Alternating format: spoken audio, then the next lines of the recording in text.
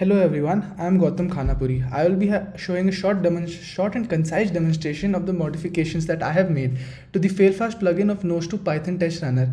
Here I have my terminal open.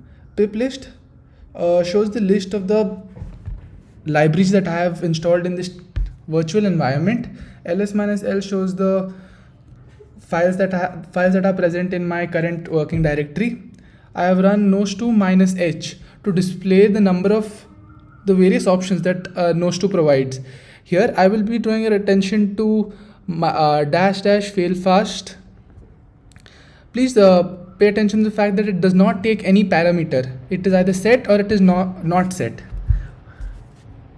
Test_failfast.py is the file that contains our test suite.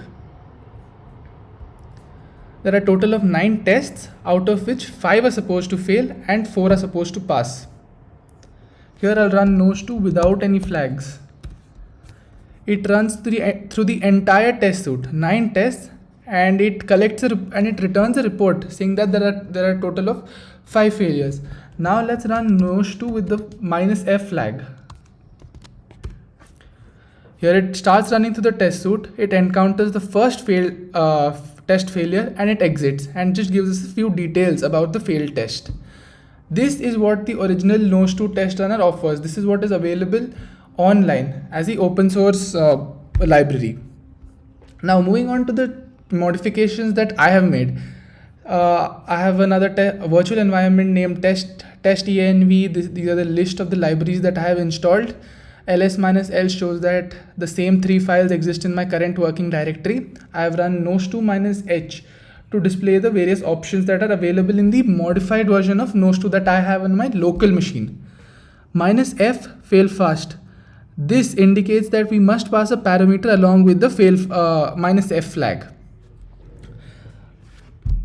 This fail fast variable tells the test runner to go to the test suite and stop after encountering how many test failures.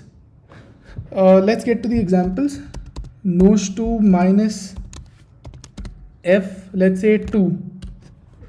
It runs through 5 tests and while running through 5 tests, it encounters 2 failures, and after encountering 2 failures, because we've provided as a parameter here, it exits and returns a report.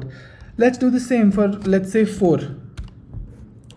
It ran through 8 tests and returns a report saying that it exited the test suite after encountering 4 failures. Similarly, we can pass parameters as 1, 2, 3, 4, 5, and 6, any positive integer for that matter. In case we do not wish to provide this parameter again and again, we have a nose2.config file which I have open here in PyCharm. This is the syntax, fail fast section, failures 4. Let's make it 2, command save.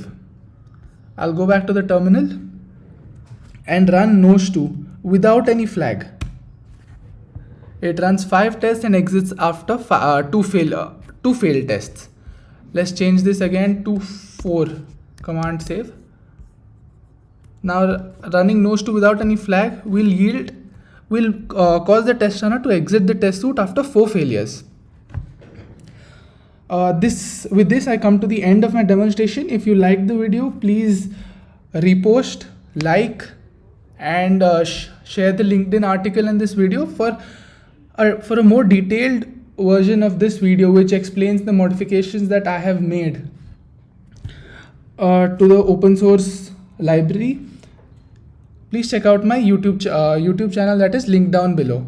Thank you.